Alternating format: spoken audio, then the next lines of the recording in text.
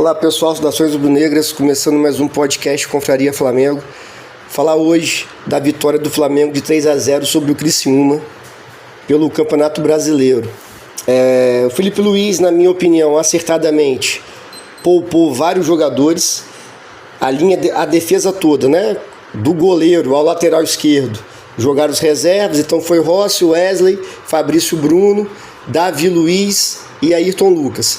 Não faria sentido nenhum, eu vou terminar a escalação, né? No meio de campo, o Pulgar voltando de suspensão, o Everton Araújo e Alcaraz.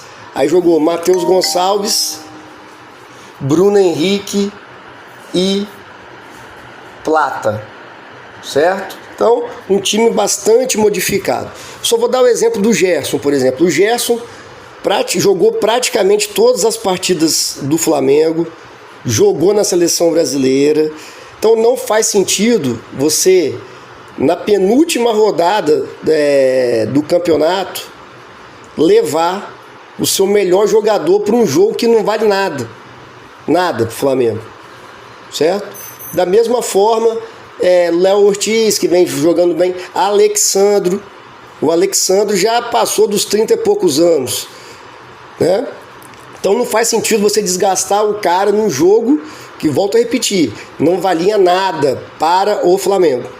Então achei que o Felipe Luiz fez certo, levou um time bom, porém preservando alguns jogadores. Sobre o jogo, o Flamengo encontrou dificuldades, principalmente no ataque, por causa do entrosamento. Você treinar é uma coisa, no jogo é que esse entrosamento vai se aperfeiçoando, vai refinando. Então, o Plata é reserva. Quando o Plata entra, é para jogar com quem vem jogando de titular. O Plata não, o Alcaraz, né? O Alcaraz é reserva. Quando entra com outros jogadores. Então, Matheus Gonçalves, mesma coisa. Mas mesmo assim o Flamengo ficava bastante com a bola ali, mas faltava ser mais ofensivo, né? Finalizar mais no gol do Criciúma. Mas mesmo assim, no final do primeiro tempo, numa boa jogada do Bruno Henrique, ele dá um passe que na minha opinião é o decisivo do gol, deixa o Ayrton Lucas em ótimas condições. O Ayrton Lucas dá uma cavadinha e o Varela finaliza bem com a perna direita, finaliza bem mesmo. Flamengo 1-0 sem fazer força.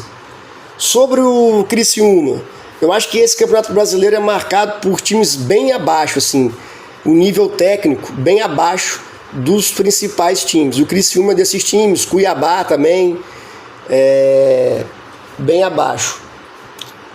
Então o Flamengo volta para o segundo tempo também controlando a partida, com essa dificuldade, né, do entrosamento maior, principalmente dos atacantes, mas mesmo assim fica com a bola e vai tentando. No Criciúma, como eu já disse, um time muito fraco, não oferece perigo nenhum ao Flamengo, uma outra bola de cruzamento, mas nada além de vontade o Criciúma pôde oferecer para a gente. Aí que entra para mim assim, aí o Felipe Luiz coloca Luiz Araújo e Michael no lugar do Alcaraz e do Matheus Gonçalves. Aí o Flamengo melhora.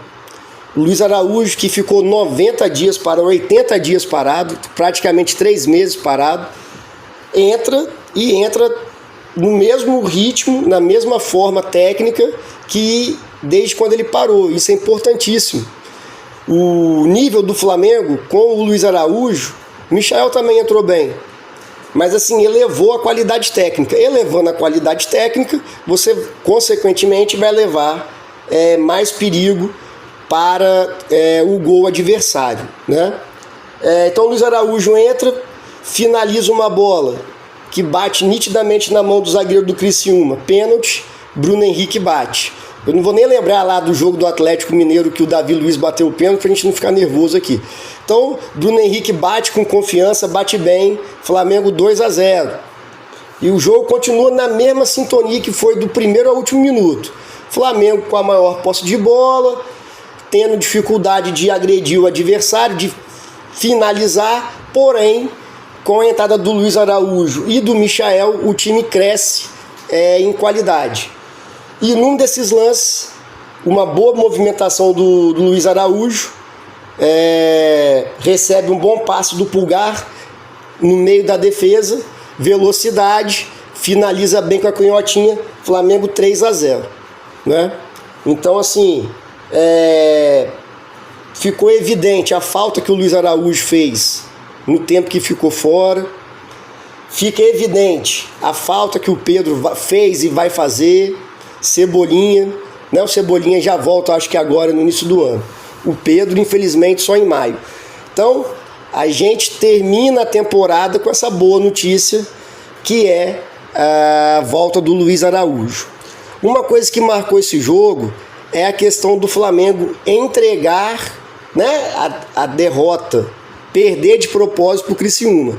A gente que é torcedor, eu inclusive, meus colegas flamenguistas lá da escola, a gente estava brincando de que o Flamengo perde, está tudo bem. O Flamengo vai... Hoje, a gente até brincou de que... Não, o Felipe Luiz vai levar o jogo a sério, vai botar o Alan de titular, brincando, né? Só que, evidentemente, que nenhum time vai entrar para perder. Como é que você, tá falando de Flamengo? Outra coisa, a torcida que está no estádio, a torcida que pagou o ingresso, foi torcer lá. Não é sempre que o Flamengo vai jogar lá em Criciúma, né? Então o Flamengo, o Felipe Luiz, teve a postura certa de cobrar. Na entrevista coletiva ele fala muito bem sobre isso, questionado, ele falou, não, aqui todo mundo é profissional, todo mundo tem que honrar a camisa, nós estamos falando de Flamengo, o nosso trabalho é esse, tem que respeitar o futebol. É uma entrevista muito boa do Felipe Luiz, quem não viu, procura no YouTube e assiste, que mostra bem sobre o caráter, né, do Felipe Luiz. E também a gente que é torcedor brincar com isso, o Flamengo vai entregar para prejudicar o Fluminense, isso é coisa de torcedor. Dentro do clube, profissionalmente, não pode acontecer.